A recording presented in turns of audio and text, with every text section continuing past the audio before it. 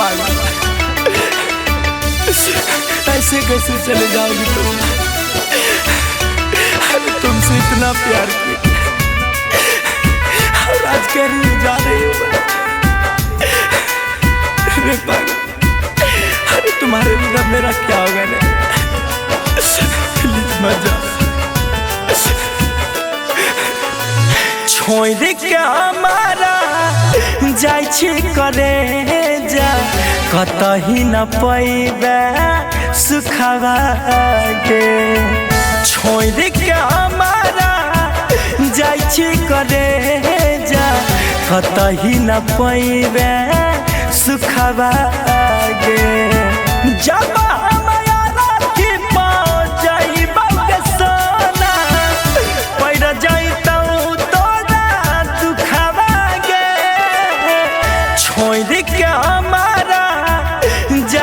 करे जा, कतही न पैबे सुखवा गे।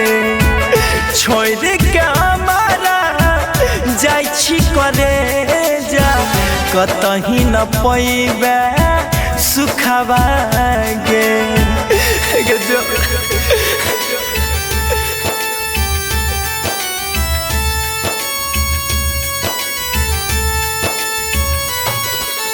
म्यूजिक बाय शशि भूषण स्नेही।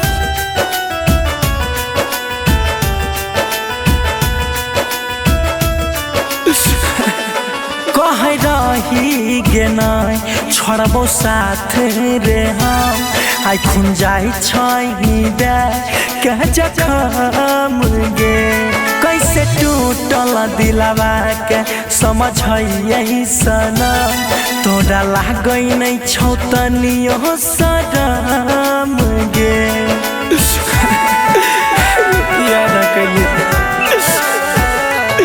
कह रही गे नाय छोड़बो साथ रे हम, आई खुन जाई छही दे के जखम रे।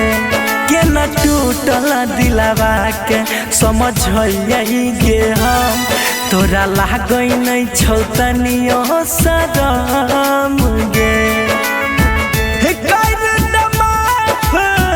सोना के पगली भेल जमन बोल चुकावा गे।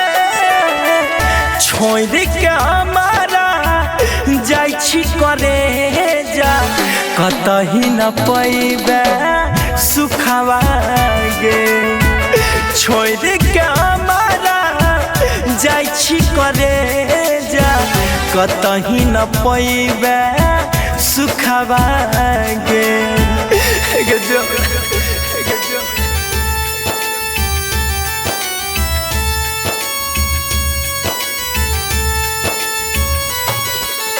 म्यूजिक बाय शशि भूषण स्नेही।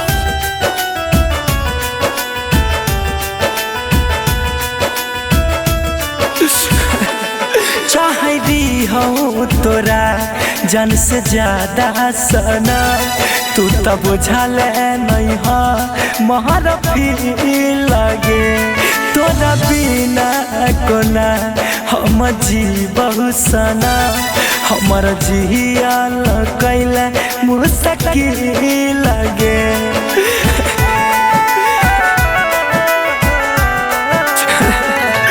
चाहती हो तोरा जन से ज्यादा सना, तू तो बुझल नहीं हो महर फील लगे।